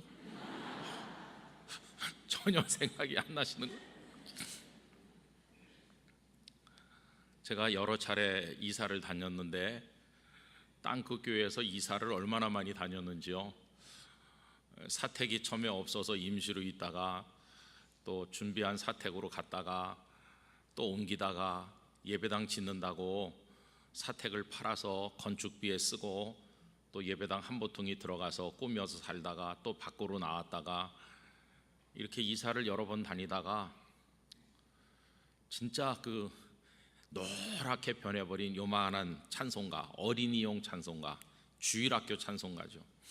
앞뒷장이 다 떨어져 나가고 뒤에 묶은 제본이 다 빠져가지고 막 낱장으로 흩어지기 직전인데 그게 제가 이제 요만했을 때 가지고 다니던 어린이 찬송가인데 근데 그게 여기 이 찬송가가 나와 있거든요. 갈릴리. 안 부르시는 것 같아요, 영락교회에서는. 근데 이 찬송을 가끔씩 생각이 나요. 방금 가사를 읽어드렸는데 얼마나 정겹고 평화롭고 목가적이고 갈릴리 이렇게 낭만적으로 생각되지 않습니까? 그런데 여러분, 그건 노래 속에서나 그런 일이고 현실 속에서의 갈릴리는 처절한 곳이고 치열한 곳이었습니다. 한마디로 말해서 이 갈릴리는 오늘 본문에도 나와 있지만은 이방의 갈릴리라고 불렸습니다. 그러니까 저 북쪽 끝에 있는데 다른 나라들과 국경을 맞대고 있어요. 그 지역이 스불론 지파, 이제 주어졌고 옆에 납달리 지파도 있고, 그래서 이방 민족의 침략이 굉장히 많았던 곳입니다. 이방 민족들에게 붙들려 가기도 많이 붙들려 갔습니다. 그리고 이방 민족들이 들어와서 털을 잡고 살기도 했습니다. 그러다 보니까 시간이 많이 지나면서 자연스럽게 피가 섞인 사람들도 나타나게 되었습니다. 그리고 언어도 많이 섞여서 이상한 방언처럼 되기도 하고, 그 다음에 예루살렘에서 멀리 떨어져 있다 보니까 예루살렘 사람들은 갈릴리에서 왔다 그러면은 한 수 아래로 보고 또 천대하기도 하였습니다. 갈릴리는 그런 곳입니다. 그래서 여러분, 반란을 준비하는 사람들, 아니면 무슨 정치적인 모반을 꾀하는 사람들이 처음에 움직임을 시작하기가 좋은 곳이 갈릴리였다고 합니다. 갈릴리에서 세력을 모아가지고 뭔가를 해보려는 사람들도 있었다고 합니다. 그러니까 갈릴리 그러면 이 중앙에 있는 사람들, 가운데 서 있는 사람들, 예루살렘 사람들이 볼 때는 불손한 지역이고 형편없는 곳이고 거기 무슨 대단한 인물이 나겠느냐, 이렇게 깔보던 지역이었습니다. 반면에 갈릴리 사람들 입장에서는 자신들이야말로 변두리에 있다, 밀려나 있다, 이런 아픔을 가지고 있는 지역이 갈릴리이기도 했습니다. 여러분, 성경에도 갈릴리를 무시하는 이야기가 여러 군데 나오는데, 예를 들면 빌립이 친구 나다나엘에게 가서 예수님께로 가자고 말했을 때 나다나엘이 했던 말을 기억하시죠? 요한복음 1장 46절, 나다나엘이 이르되 나사렛에서 무슨 선한 것이 날 수 있느냐. 나사렛은 갈릴리에 있지 않습니까? 또 요한복음 7장 52절에 보면 니고데모가 예수님을 변호하는 말을 몇 마디 하니까 그 나머지 동료 사내들인 공회원들이 니고데모를 사정없이 공격하는 대목이 나오는데, 이렇게 말합니다. 그들이 대답하여 이르되 너도 갈릴리에서 왔느냐? 이게 니고데모한테 퍼붓는 그 동료들의 얘기입니다. 찾아보라, 갈릴리에서는 선지자가 나지 못하느니라 하였더라. 그러니까 이 갈릴리 사람들을 변호하든지 갈릴리를 뭐 어떻게 좀 이렇게 하면은 예루살렘을 중심으로 한 사람들은 사정없이 갈릴리 사람들을 깔보고 무시하였습니다. 그런데 여러분, 저는 이런 지역이 갈릴리인데, 그리고 그 한복판에 나사렛이 있는데 우리 예수님께서 예루살렘의 예수라 불리지 않으시고 나사렛 예수라 불리신 걸 생각하면 얼마나 위로가 되는지 모릅니다. 여러분, 예수님은 나사렛 예수님이라 불리셨습니다. 다른 말로 바꿔서 말하면 변두리 예수님이시고 꼴찌인 자들 속에 함께 계신 예수님이시고 이 세상에서 소외되고 뒤처진 이들 속에 함께 계신 예수님이십니다. 만약에 우리 자신이 나는 처음부터 한가운데 사람이라고 자부하며 교만하다면 그런 예수님이 맞듣지 않게 여겨질 것입니다. 그러나 주님, 저야말로 변두리 인생이고 저야말로 희망 없는 인생이었습니다. 그래서 제가 얼마나 슬프고 마음 아픈지 몰라요. 이렇게 생각하며 살아오신 분들은 예수님께서 나사렛 예수님이라는 것이 큰 위로가 될 것이라고 생각합니다.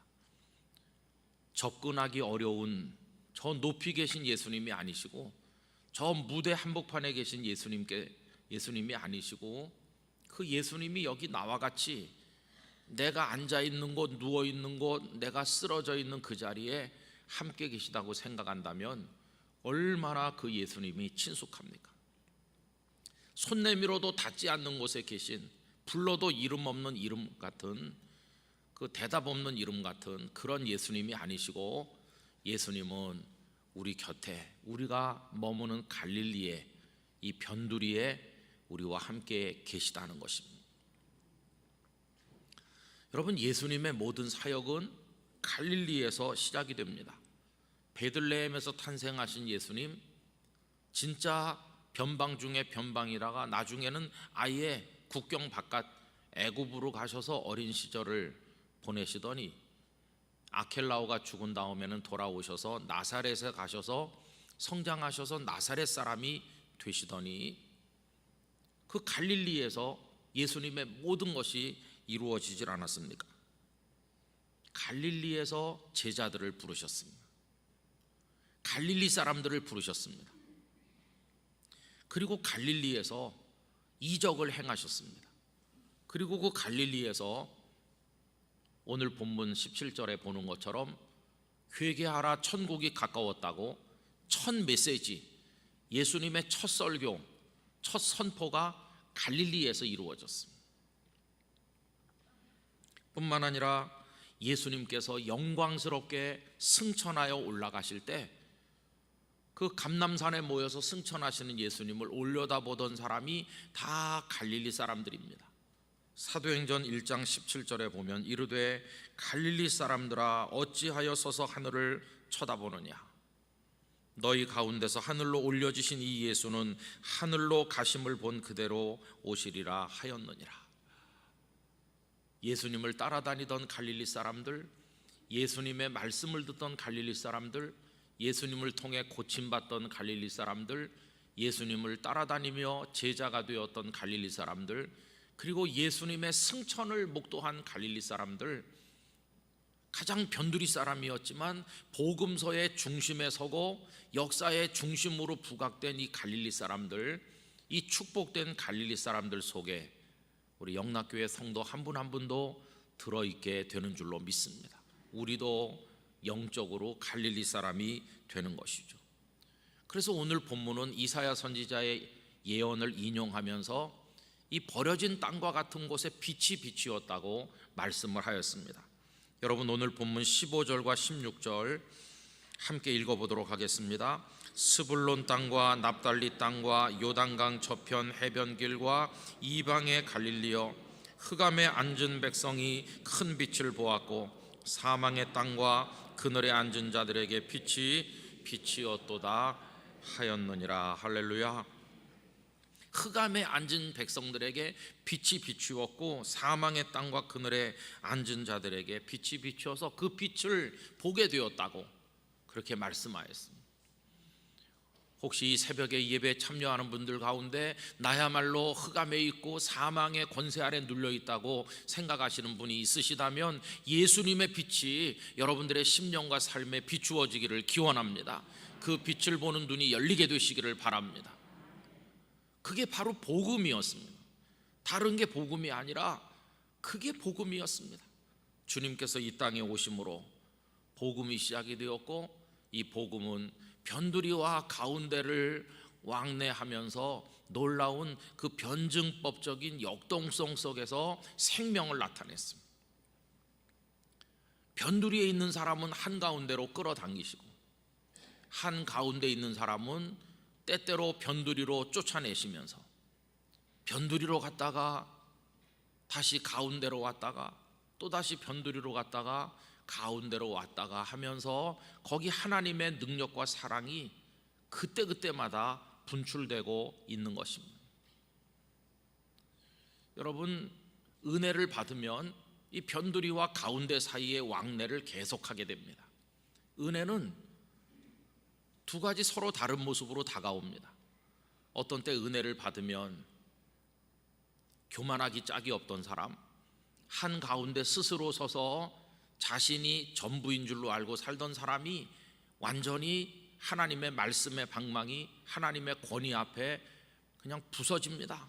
무너져 내립니다. 가슴을 치면서 주님, 저는 죄인입니다 이러면서 저 변두리로 내려가 하나님의 은혜를 갈망하며 무릎을 꿇고 엎드리게 됩니다.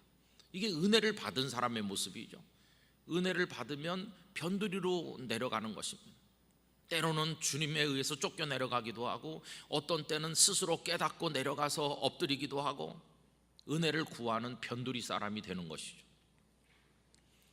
그러다가 또 그 사람에게 은혜가 임하면 이번엔 주님께서 한가운데로 일어서라, 이리 올라와라 그러면서 또 끌어당겨 주셔서 한가운데 세워주시니 그것 또한 놀라운 은혜인 것입니다.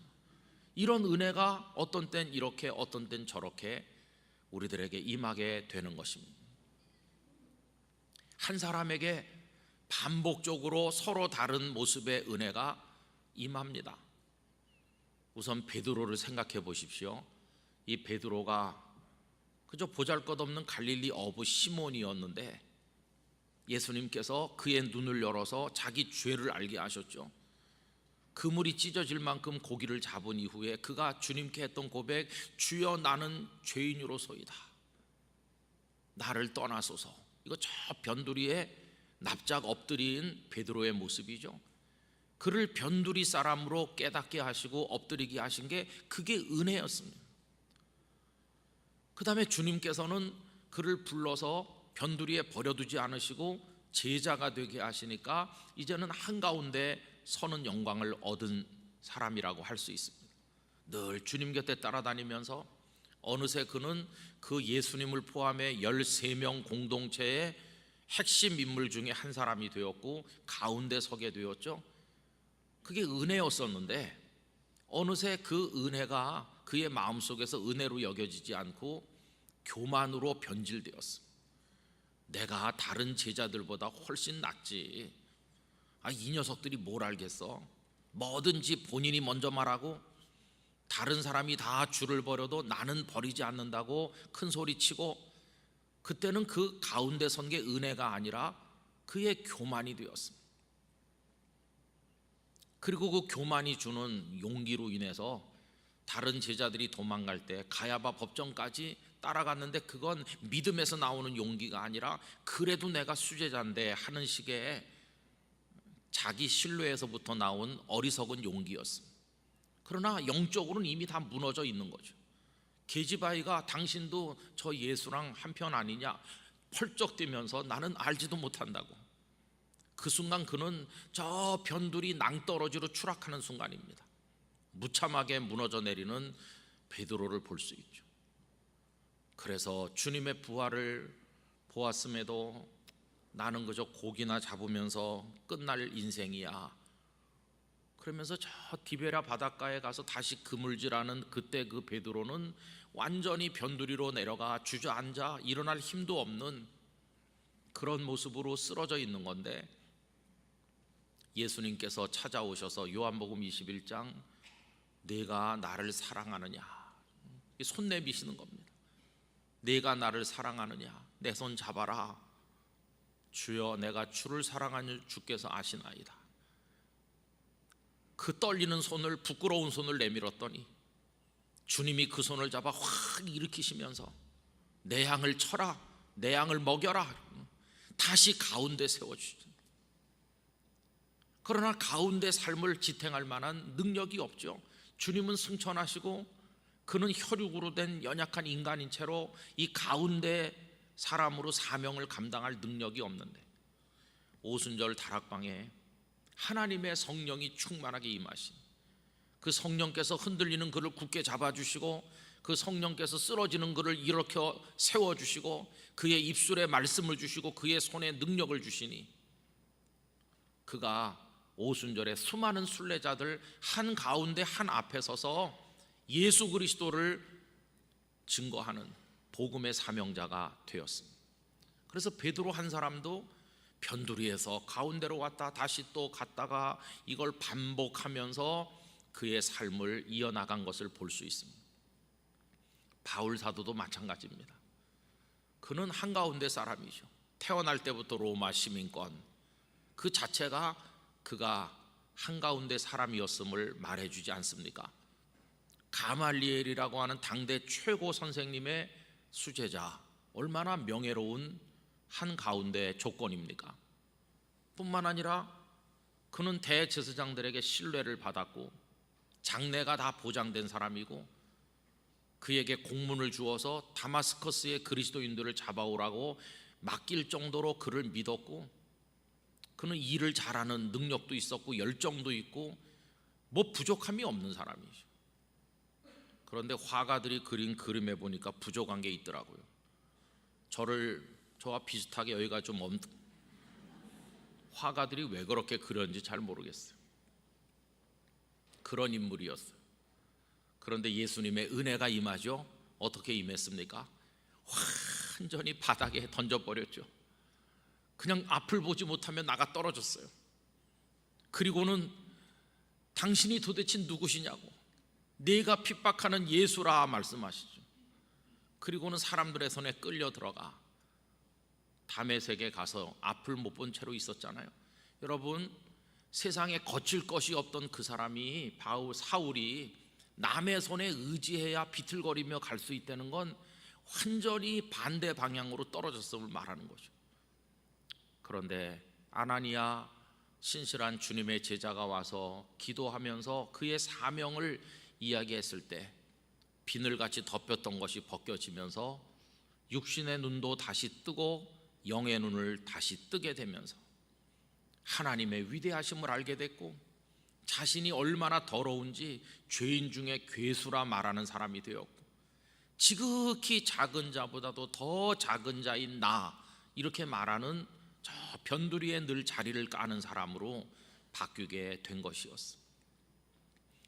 여러분, 많은 믿음의 사람들은 하나님의 은혜를 받아서 변두리에서 가운데로, 다시 또 가운데서 변두리로 이렇게 왔다 갔다 하면서 그 모든 순간이 하나님의 은혜고 하나님의 사랑이었음을 우리들에게 보여주고 있는 것입니다. 우리 영락교회 성도 여러분, 만약에 지금 스스로 나는 가운데 사람이야 라고 너무 지나치게 자신을 자부하고 또 신뢰하는 분이 있으시다면 하나님의 은혜가 임해서 저 변두리에 엎드리게 되기를 원합니다. 하나님의 은혜를 구하는 영혼을 가지시기를 기원합니다. 예수님의 비유 중에 보면 한 바리새인은 성전에서 두 손 들고 나는 저 세리와 같지 않음을 감사합니다 그러면서 나는 일주일에 나는 이렇게 11조 드리고 금식하고 이러면서 자기 자랑하는 기도를 올렸는데 그건 기도가 아니죠. 그건 하나님의 진노를 청하는 어리석은 인생들의 외침에 불과한 것입니다. 한 대 때려주세요 하는 말과 똑같은 말이죠. 그런데 그 세리는 저 끄트머리에서 고개도 들지 못하고 주여 나는 죄인으로소이다 이러잖아요. 여러분, 가운데 서서 버티고 있는 세리 같은 마음이 저 바리새인 같은 마음이 우리에게 있다면 우린 다 변두리로 내려가는 진정한 은혜를 얻어야만 될 것입니다. 그리고 또 우리 성도님들 중에 지금 저 변두리에 버려진 사람처럼 눈물을 흘리고 고통받는 분들이 계시다면 그런 분들에게는 하나님께서 이렇게 세워주시고 손 펴게 하시고 가운데 서게 하시는 치유와 회복의 능력이 임하게 되시기를 기원합니다. 그래서 가운데 인생이 되시기를 바랍니다. 교만하게 된다는 말이 아니라 은혜 가운데 세워지는 것을 말하는 것입니다. 성경은 그런 인물을 얼마나 많이 말해줍니까? 요셉은 노예에서 총리가 되었습니다. 다윗은 일개 목동에 불과하고 형님들에게도 핀잔을 듣던 그런 신세여서 왕이 되었습니다. 다니엘은 끌려간 포로에 불과했는데 포로가 거대 강국의 총리가 되었는데 이건 다 하나님께서 이렇게 가운데로 세워주신 것입니다. 여러분, 오늘날도 그런 분들이 너무나도 많습니다. 전에도 말씀드린 것처럼 술집에서 술을 팔던 여인의 아들이 목사님이 되기도 하고, 하나님께서는 가운데 세워주신 이들 많이 주셨는데 한 사람 한 사람 들여다보면 저 변두리에 있었던 사람들이 너무나도 많습니다. 하나님의 손이 임하면 그 인생 속에 놀라운 일들이 일어나게 되는 줄로 믿습니다. 여러분, 그 중심에 십자가가 서 있는 것입니다. 십자가는 우리를 때로는 변두리로 내려가게 만들기도 하고 때로는 가운데로 올라오도록 만들기도 합니다. 십자가를 가만히 바라보면 예수님 왜 저기 달리셨나 생각해 보면 하나님의 아드님이신 그분도 십자가에 달리셨는데 나 같은 죄인이 어떻게 이렇게 교만하기 짝이 없나 그러면서 주님의 십자가를 제대로 보는 사람은 다 자발적으로 저 끝에 가서 엎드리게 돼 있는 것입니다. 날 위해 십자가를 지신 주님, 눈물 흘리면서 주님 앞에 엎드릴 수밖에 없어요. 십자가는 우리에게 그 겸손을 가르치고 변두리로 내려가라고 명령하면서 나에게서 배우라고 말씀하는 거죠. 우리 한국 교회는 그 십자가를 잘 배우지 못하는 것 같습니다. 그래서 교회에서 성도들이 너는 참 성실하다, 너는 정말 믿음 좋은 아이구나, 너 같은 아이는 목사가 돼야 된다, 다 성도들이 교회 오면 이렇게 칭찬해주고 축켜 세워주던 그런 사람들이 신학교에 가서 나중에 목사가 되고 성도들이 좀 모이는 교회 목사가 되면 어느새 교만한 목사가 돼서 하나님의 마음을 아프게 합니다. 너 정말 착실하구나. 그래서 교회에서 교회학교 교사, 찬양대원, 재직회 부서에서 열심히 봉사하고 섬기다가 권사님도 되고 안수집사님도 되고 장로님도 되면 어느새 교만한 한가운데 사람이 돼서 새로 나온 사람 무시하고 다른 사람 비난하고 그러기가 쉽습니다. 이 십자가가 주는 변두리 영성을 배우지 못하면 그렇게 되는 것입니다. 어거스틴은 변두리 사람이었습니다. 저 아프리카 타가스테라고 하는 보잘것없는 시골뜨기 출신이죠. 경제적으로도 별 여유가 없어서 조금 공부하다가 공부를 더 해야 되겠는데 집안 형편이 어려웠습니다. 그런데 그 마을의 유지의 도움을 받아가지고 칼타코에 가서 아프리카 최대 도시 중에 하나인 칼타코에서 유학을 하였습니다. 그러면서 그는 자기도 모르게 교만한 한가운데 사람이 된 것이죠. 로마로 건너가서 학생들을 가르치기도 하고 또 마니교를 추종하기도 하고 또 밀라노에 청빙받아서 거기 수사학 교수가 되기도 하고 그러면서 그 황궁에서 일하는 사람이든지 다른 학자들을 다 하수로 여기면서 얼마나 그들을 우습게 여겼는지 모릅니다. 한가운데서 거들먹거리고 있는 거죠. 그런데 실제로는 그는 형편없었습니다. 그의 고백록에 고백하고 있는 내용들처럼 겉으로는 대단한 수사학 교수였는지 모르지만 속에서는 세상의 욕망을 절제하지 못하고 그런 사람이었습니다. 은혜가 정말 필요한 사람이죠. 어느 날 그는 황궁에서 일하는 어떤 관리들이 모든 세상의 욕망의 삶을 내려놓고 수도사가 됐다는 소리를 듣고 충격을 받습니다. 늘 자기가 이렇게 무시했는데 오히려 그들은 자신의 삶을 위해서 결단도 하고 버릴 걸 버리고 뭔가 이렇게 방향을 잡아 가는데 자신은 그들보다 뛰어나다고 자부하면서도 이 속에서 썩어가는 걸 해결하지 못하는 자신을 보면서 깊은 고뇌에 빠집니다. 그러고 있다가 하나님께서 그에게 손을 내밀어서 은혜를 주심으로 여러 과정들을 통해서 그거를 주님께서 가까이 당기시는데 나중에는 집어서 읽으라 하는 아이들의 노래 가사에 자극을 받고 하나님 말씀을 읽으면서 주님께로 돌아오죠. 그리고 그는 끝까지 겸손하게 은혜를 구하는 것이야말로 최고라는 것을 깨닫게 됩니다. 그는 변두리의 자리를 까는 기쁨을 알게 됐어요. 더 이상 자기 중심으로 살지 않게 되었습니다. 다 버리고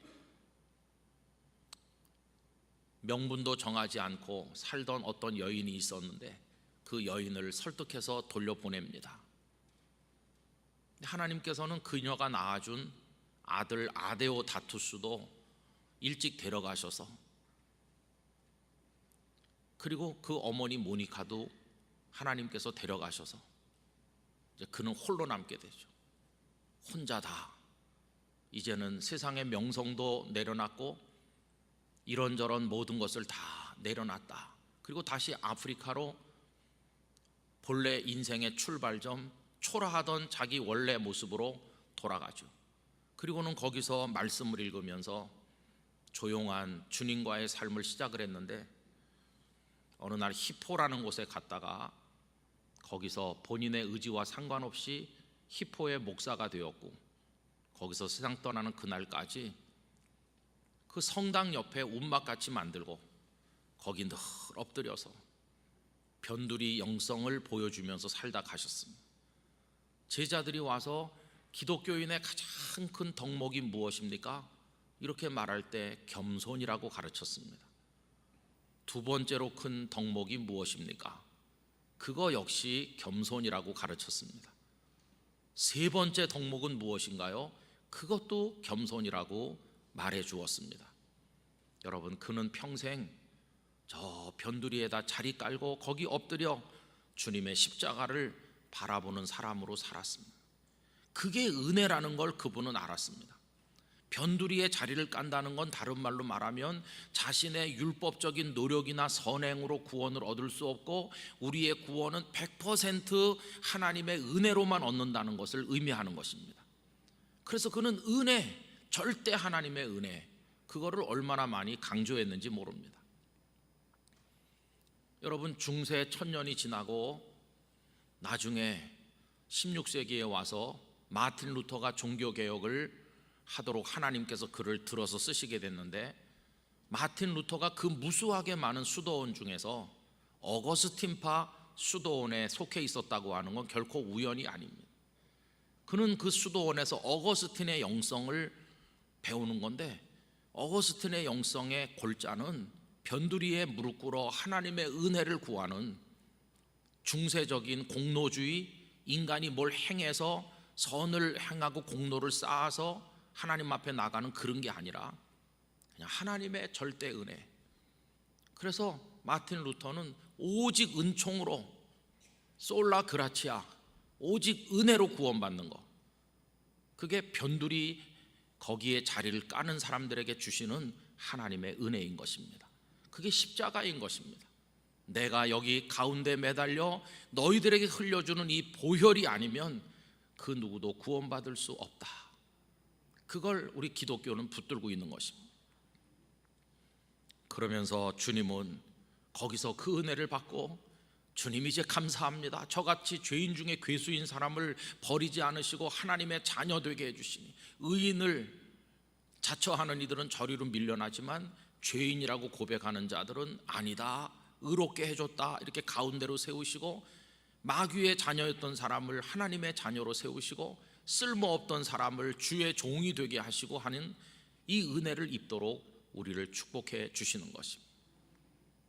그러면서 정말 하나님의 손길을 필요로 하는 이들에게 손을 펴게 하시고 사명자가 되게 하시고 하나님의 역사에 참여하는 자가 되도록 우리를 불러올려 주시는 것입니다. 여러분, 그걸 위해서 십자가는 서 있는 것입니다. 우리는 그 십자가를 바라보면서 주님께서 우리에게 주시는 은혜의 본질이 무엇인가, 이걸 깊이 생각하기를 원합니다. 영락교회 성도들의 마음 깊은 곳에 이번 한 주간 동안 생각했던 이 말씀, 변두리와 가운데 이야기를 하나님께서 오래오래 기억하게 하시고 그 한복판에 서 있는 주님의 십자가를 바라보게 해주시기를 기원합니다. 여러분, 예수님을 열심히 믿어야 되는 것만으로는 부족합니다. 예수님을 이 바른 모습으로 믿는 게 너무너무 중요합니다. 그동안 우리가 무엇에 소홀하고 무엇에서 왜곡되어 있었는가 돌아보면서 주님이 보여주시는 그 믿음의 길을 끝까지 따라가게 되기를 간절히 기원합니다. 내일은 부활주일입니다. 예수님께서 부활하셨다, 그 말 속에는 우리도 부활한다는 이야기가 들어있는 것입니다. 예수님이 첫 열매이시기 때문에 그 다음 열매가 계속 맺히는 것처럼 우리도 그 열매 중에 하나가 될 것입니다. 세상의 모든 걱정 근심 많지만 내일 부활주일 예배를 정성껏 우리 하나님께 올려드리게 되기를 원합니다.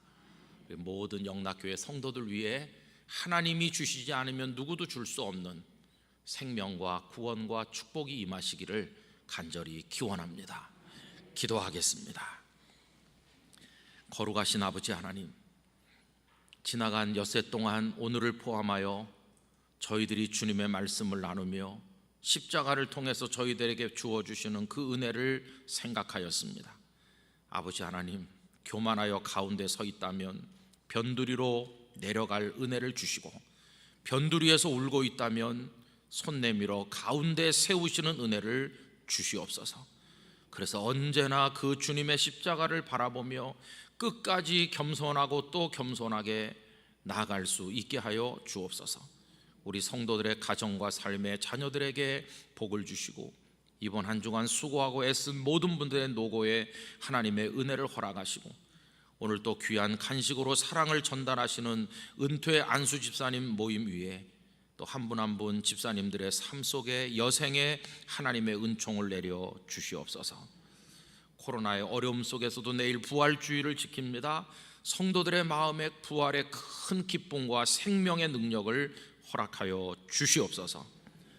이제는 우리 구주 예수 그리스도의 은혜와 아버지 하나님의 사랑과 성령님의 교통하심이 함께하신 모든 영락의 권속들 가운데 영원토록 충만하시기를 축원하옵나이다. 아멘.